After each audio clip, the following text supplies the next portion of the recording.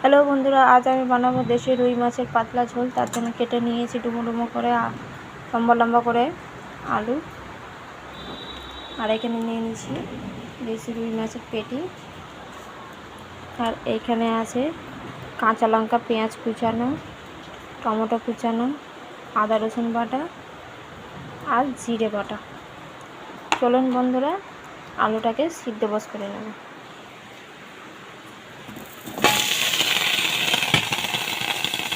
এবার দিয়ে দেবো জল।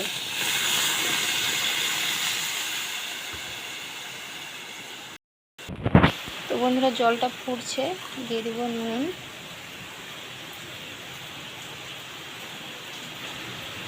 দিয়ে দেবো হলুদ। এদিকে আলুটা সিদ্ধ হোক, ততক্ষণ মাছে আমি নুন হলুদটা মাখিয়ে নেব। দিয়ে দিলাম নুন,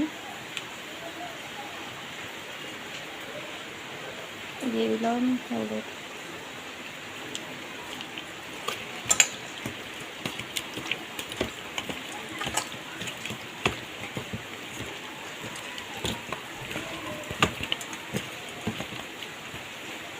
মাছের নুন হলুদ মাখানো হয়ে গেছে।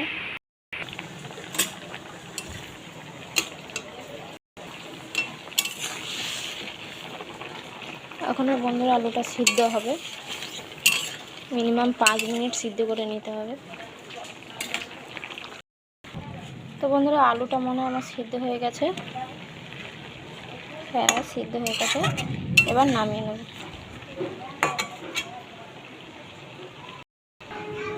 কড়াইটা গরম হয়ে গেছে, দিয়ে দেবো তেল।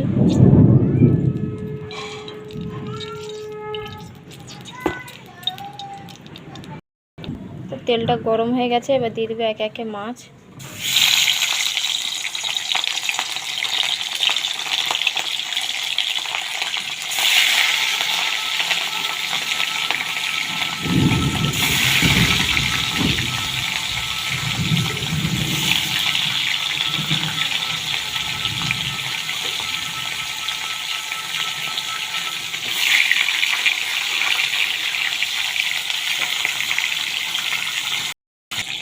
মাছগুলো ভাজা হয়ে গেছে, এবার নামিয়ে নেব। ওই একই তেলে দিয়ে দিব কালো জিরে, দিয়ে দেবো পেঁয়াজ। পেঁয়াজগুলোকে ভালো করে ভেজে নিতে হবে।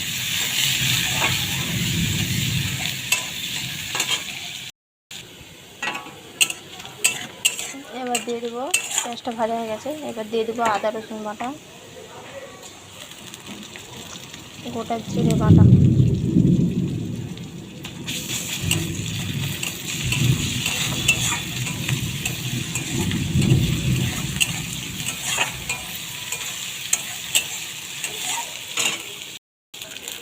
এবার দিয়ে দেবো টমেটো কুচি।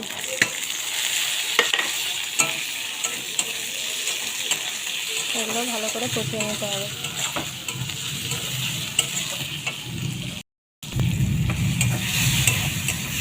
ও টমেটো আমার ভালো করে কষানো হয়ে গেছে।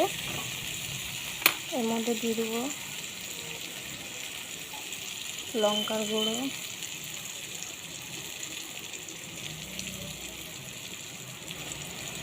দিয়ে দেবো হলুদ গুঁড়ো।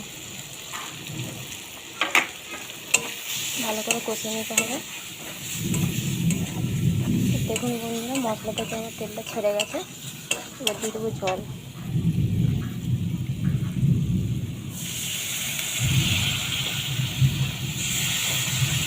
হালকা জলটা মরে এলে দিয়ে দেবো আলুগুলো।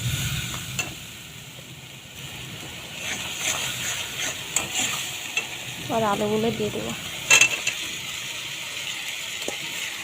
আলুগুলোকে 5 মিনিট কষিয়ে নেব।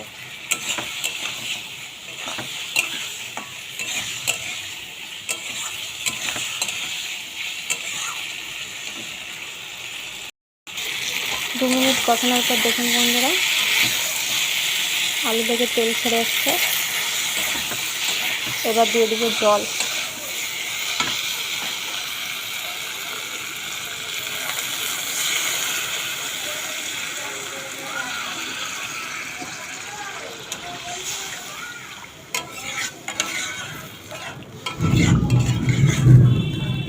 ঝোলটা ফুটে আসা পর্যন্ত অপেক্ষা করব।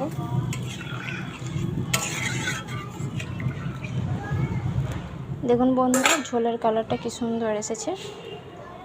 এভাবে আপনারাও রান্না করে দেখবেন বন্ধুরা, খুব সুন্দর হবে। ওহো দাঁড়াও বন্ধুরা, আমি নুনটা দিতে ভুলে গেছিলাম, তাই নুনটা দিয়ে দিলাম।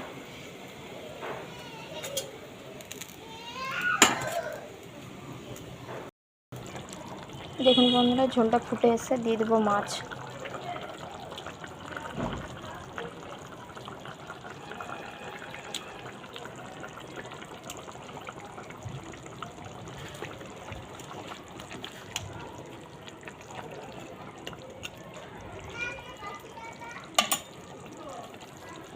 উপর থেকে দিয়ে দেবো গরম মশলা।